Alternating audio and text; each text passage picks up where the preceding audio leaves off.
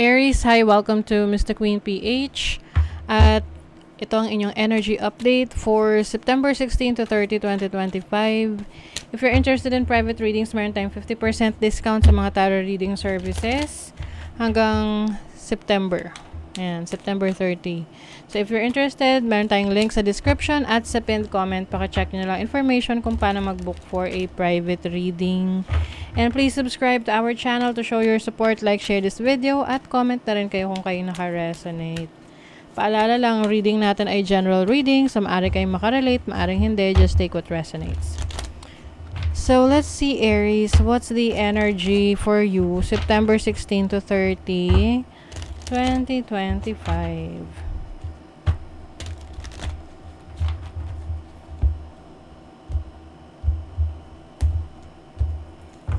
Okay, so this is your overall energy, challenge, opportunity, blessing. Okay. So medyo some of you Aries, you may be going through something. Pwedeng may mga times na parang pagod na kayo. You feel like, alam mo yung exhausted ka dahil parang ang daming ganap, ang daming ginagawa, ang daming mong responsibilities, ang daming mong kailangang asikasuhin.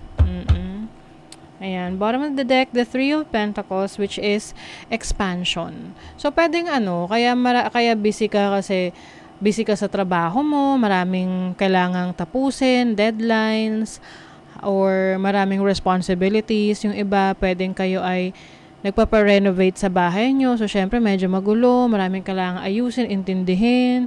And even sa business ninyo, no? Pwedeng yung business nyo ngayon, nagra-ramp up talaga, yung tipong dumadami na yung customers ninyo, nagdadagdag kayo ng bagong services or ng mga products yan sa inyong business, or meron ka mga nakakausap ngayon kasi the Three of Pentacles is also about collaboration, working with others. Marami kang mga ka-message, ka-meeting, ka-meet up. Oo, you have the Emperor. So I feel like yung iba sa inyo, kayo ay mina-micromanage ng inyong boss. Yung bang laging nakatutok sa inyo kung ano na ang nangyayari sa trabaho ninyo, or maaring merong nagbibigay ng yung bang parang sila yung nag-oversee ng trabaho nyo. Oo. This can also be your energy. No? You have the Judgment, Knight of Cups. Judgment is about knowing your priorities. Alam mo na kung ano yung makakabuti para sa'yo. And I think ngayon, mas nagiging disiplinado ka. Dinidisiplina mo yung sarili mo. You're putting structure in your life right now kasi maaring may mga bagay na mabilis kang magdesisyon, mag-take ng action na hindi mo pinag-iisipan, and then eventually nagiging problema siya. So ngayon, you are focused on improving yourself.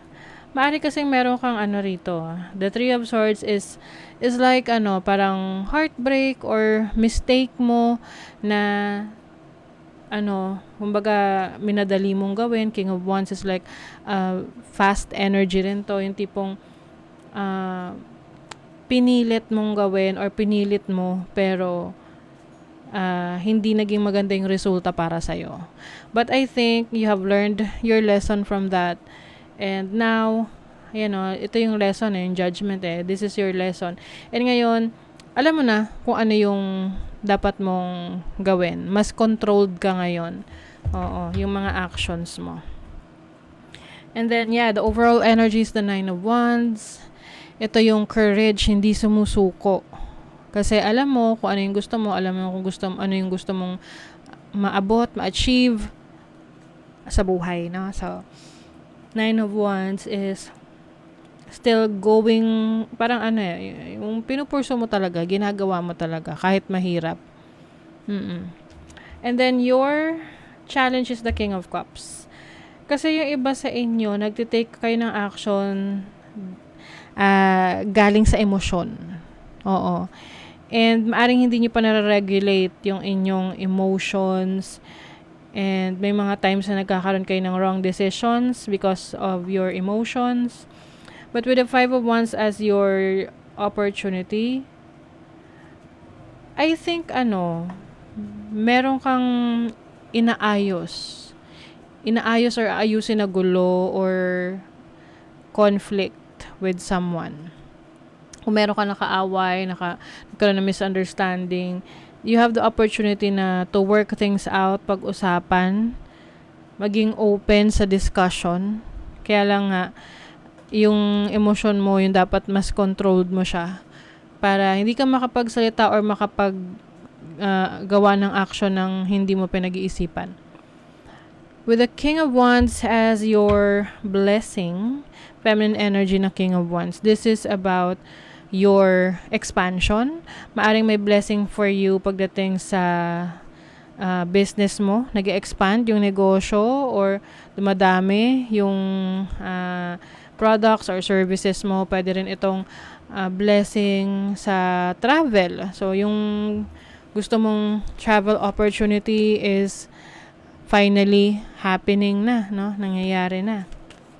And also, yung creativity mo rin. So, yung creative talents and skills mo, mas gagamitin mo siya ngayon. And yan yung magbibigay sa'yo ng more blessings. Let's see your money, career, finances. Uy, ang ganda oh. Dalawa yung lumabas. The Empress and the Page of Pentacles. You are learning. Meron kang sinisimulan ngayon. At this could be a job. But for some of you, this is a business na sinisimulan mo, negosyo, na hindi mo to papasukin ng wala kang alam.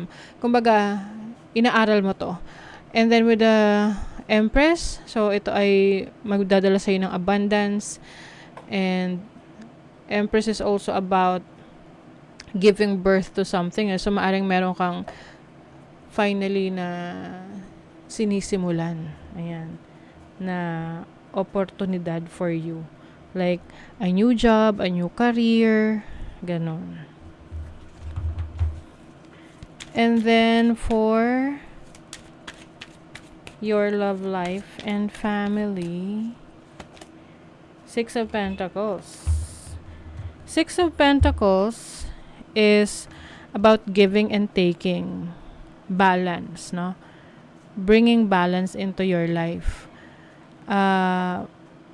I think when it comes to relationship, mas nagiging okay yung connection ninyo, no? Kung ikaw ay may karelasyon ngayon. Yung needs ng person mo na ibibigay mo, yung needs mo na ibibigay niya. Oo. So, kumbaga merong balance, giving and taking energy. If you are single, I think you are focused on giving your love, attention, doon sa mga mahal mo na sa buhay. Kahit, let's say, sa family mo, sa relationships mo.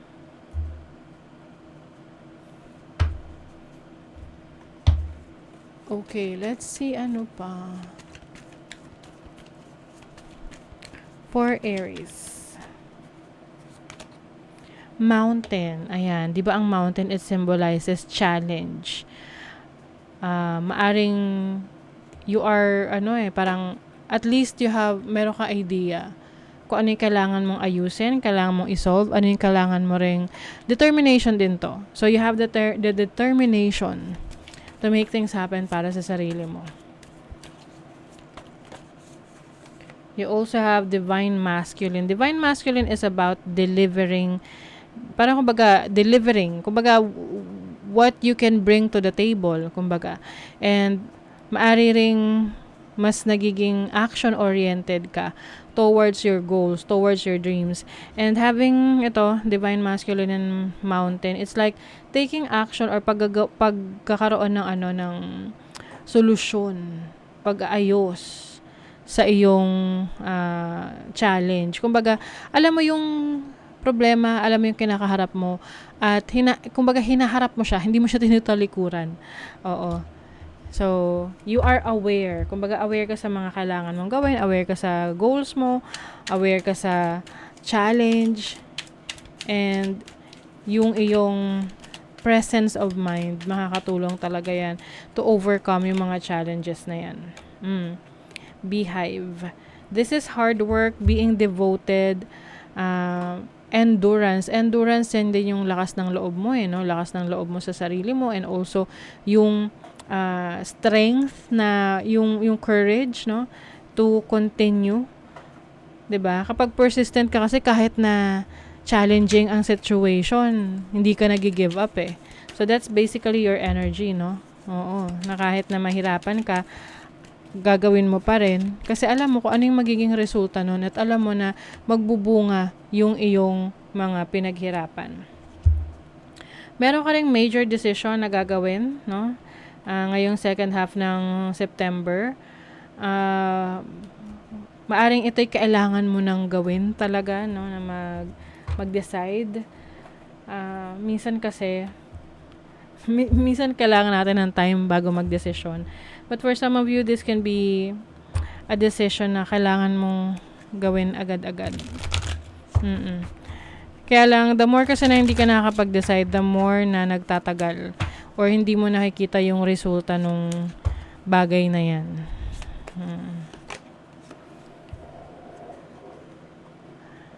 So, you cannot make a mistake. Sabi rito, there are infinite possibilities available to you.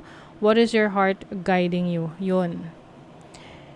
Maraming possibilities, maraming opportunities.